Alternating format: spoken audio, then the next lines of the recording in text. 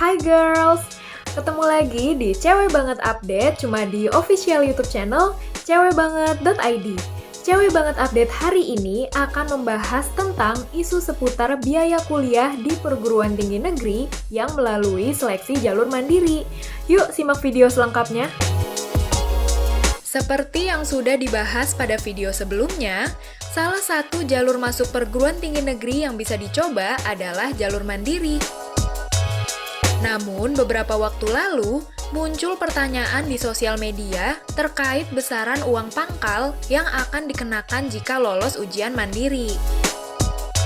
Pertanyaan tersebut diunggah oleh akun Twitter @sbmptnfest pada Sabtu 17 April 2021. Pengirim menanyakan kebenarannya, jika kita mengisi dengan nominal besar pada uang pangkal, maka akan semakin besar pula peluang lolos ujian mandiri.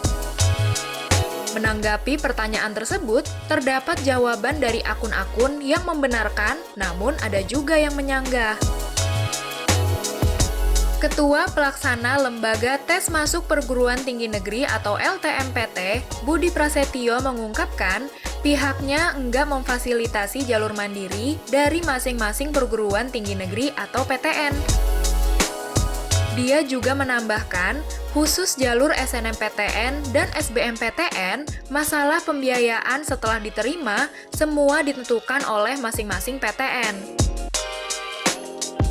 Terkait besaran uang pangkal yang disebut memberikan peluang terhadap calon mahasiswa di suatu PTN, Budi menyarankan untuk menanyakan ke PTN yang bersangkutan.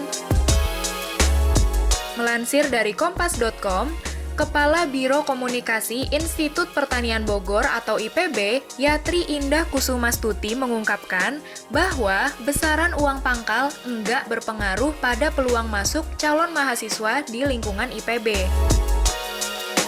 Yatri menegaskan bahwa IPB hanya memberlakukan biaya pengembangan institusi dan fasilitas atau BPIF di IPB. Yatri menambahkan bahwa besaran BPIF ini sama rata untuk semua mahasiswa yang diterima melalui jalur mandiri.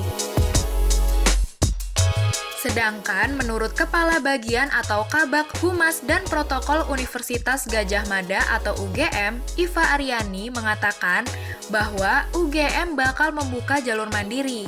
Namun pelaksanaannya akan ditentukan lebih lanjut karena masih menunggu UTBK. Mengenai informasi uang pangkal yang beredar di medsos, Iva menegaskan bahwa pihak UGM enggak memberlakukan adanya uang pangkal. Iva melanjutkan, kalau semua jalur enggak ada uang pangkalnya, yang ada adalah UKT yang ditentukan berdasarkan penghasilan orang tua. Iva menjelaskan kalau besaran UKT baru akan muncul ketika peserta jalur mandiri dinyatakan diterima atau lolos seleksi. Oleh karena itu, untuk sistem seleksi jalur mandiri UGM ditentukan oleh seleksi akademik, bukan dengan uang pangkal. Tenang, buat kamu yang pengen ikutan seleksi mandiri, cewekbanget.id punya beberapa tipsnya nih. 1. Pelajari materi ujian SBMPTN. Karena biasanya ujian tulis yang diberikan hampir mirip dengan soal ujian SBMPTN. 2. Mencari jurusan dengan peluang masuk paling besar.